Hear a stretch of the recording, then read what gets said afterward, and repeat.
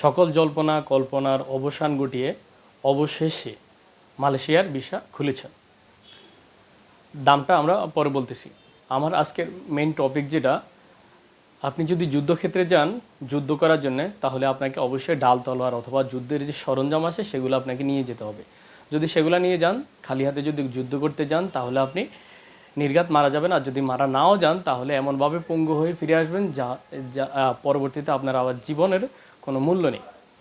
Same একইভাবে যদি আপনি কাজের উদ্দেশ্যে দেশের বাইরে অথবা দেশের ভিতরে যেখানেই যান, বিশেষ করে দেশের বাইরে যেখানেই যাবেন, আপনাকে দুইটা জিনিস অবশ্যই শিখতে হবে, জানতে হবে।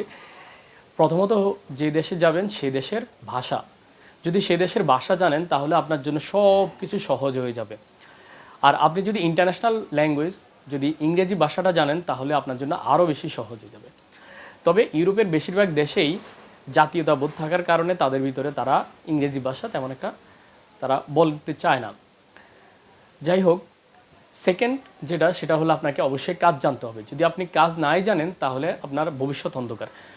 আমরা মনে করতেছি যে অনেক ছোট ছোট কাজ, যেগুলো আমাদের দেশে ছোট হিসাবে দেখা হয়, কিন্তু এগুলো আসলে কোনোভাবে ছোট না। আমাদের দেশে কাঠমিস্ত্রি অথবা ওয়ার্ল্ডিংয়ের কাজ, গ্রিল ওয়ার্কশপের এসব কাজ, ড্রাইভিংয়ের কাজ, এই কাজগুলো অথবা রান্নার কাজ, এই কাজগুলো আমাদের মনে হয় যে এগুলো ছোট কাজ, কিন্তু না, এগুলো সারা পৃথিবীতে চাহিদা আছে। তো বিদেশে যদি যেতে হয় আপনাকে, অবশ্যই আপনাকে ল্যাঙ্গুয়েজ, যে দেশে যাবেন সে দেশের ল্যাঙ্গুয়েজ অথবা ইন্টারন্যাশনাল ল্যাঙ্গুয়েজ যদি জানা থাকে, তাহলে আরও বেশি ভালো। এবং আপনাকে অবশ্যই কাজ জানা থাকতে হবে।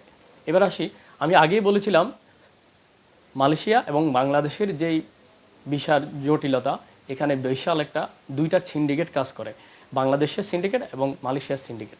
ওই সিন্ডিকেটের কারণে এখনও অনেকে বলতেছে যে মালয়েশিয়া যেতে নাকি ইউরোপের মতো 8 লক্ষ টাকা লাগবে, যদিও সরকার এখনও পর্যন্ত কত টাকা লাগবে কোনো বিবৃতি দেয় নাই।